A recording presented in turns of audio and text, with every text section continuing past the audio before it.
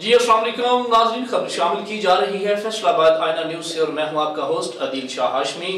بجلی کے بلوں کی اقساط پر پابندی کے فیصلوں پر کروڑوں روپے کا نقصان، کروڑوں روپے کی ریکوری۔ متاثر بجلی کی اقساط پر پابندی سے لوگوں کے میٹر کٹنے لگے۔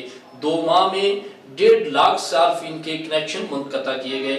باقی کی تفصیلات اس رپورٹ میں۔